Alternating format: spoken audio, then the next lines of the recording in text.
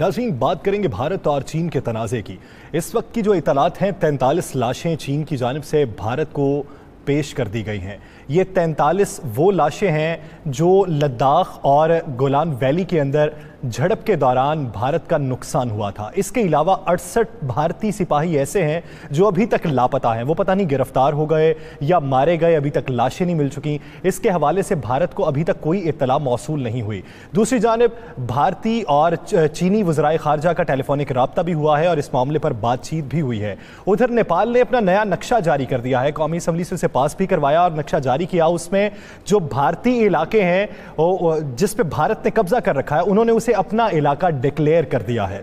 इस इशू पर बात करने के लिए राना अजीम साहब हमारे साथ मौजूद हैं और जनरल रिटायर्ड जाहिद मुबशर शेख साहब, पाकिस्तानी सफीर बराए यूक्रेन, वो हमारे साथ मौजूद हैं। जनरल साहब का इस खित्ते के उमूर पर गहरी नजर है। राना साहब, सबसे पहले आपकी जानिब आऊंगा। नेपाल ने भी नया नक्शा जारी कर दिया है, भारत के जेर कब्जा जो इलाके हैं उन्हें अपना इलाका डिक्लेयर कर दिया है। उधर से चीन ने भी अभी टेलीफोनिक राब्ते में पता नहीं क्या बातचीत हुई है, मंजर आम पर तफसीलात तो आई नहीं है। ये शिद्दत कम हो रही है या मजीद इजाफा हो रहा है? देखिए, अभी तक तो मेरी आज की इतला के मुताबिक भारत ने अपनी एक बड़ी फोर्स जो हैं वो मज़ीद उस इलाके में भेजी हैं, और जब आप मज़ीद फोर्स भेजते हैं तो इसका मतलब है आपका मूड कुछ और है। और दूसरा ज़हन में रखिएगा, बिल्कुल चाइना चाहेगा कि तस्फिया हो जाए, लेकिन चाइना किसी सूरत में ये नहीं चाहेगा कि चाइना उस जगह जाके सुलह करे जिस जगह चाइना की पोजीशन नीचे आए। चाइना करेगा तो ऊपर जाके करेगा, और इसलिए कि चाइना का इंडिया भारत के अंदर इंटरेस्ट है और पाकिस्तान में भी इंटरेस्ट है, लेकिन चाइना किसी सूरत में भी अपने दिफा से गाफिल नहीं होगा। ये एक बात ध्यान में रखें। देखिए, भारत इस वक्त बड़ा बुरी तरह फंस गया है इस सारे सिनेरियो में।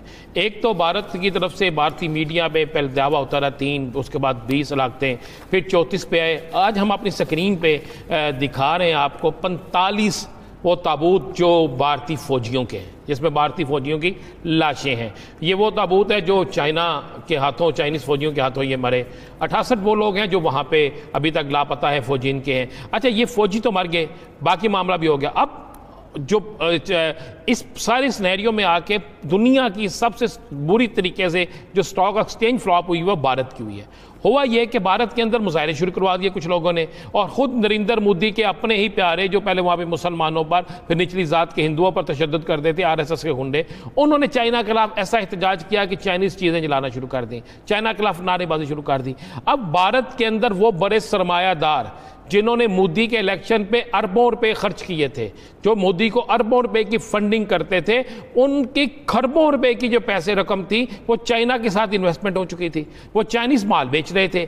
अब हुआ क्या कि जैसे ये वहाँ पे फसादात शुरू हुए, भारतीय फौज के खिलाफ, चाइनीज़ के खिलाफ, वहाँ पे एहतजाज शुरू हुआ, वहाँ पे नारेबाजी शुरू हुई, चाइना का माल जिन दुकानों में था उनको जलाने का सिलसिला शुरू हुआ, तो उन लोगों का खरबों रुपए का नुकसान होना शुरू हो गया, जिनकी वजह से भारतीय मौशियत खरी थी वो सारी अब नीचे बैठना शुरू हो गई है। कोरोना की मार, उससे पहले की मार, और अब चाइना वाले इस मामले पे।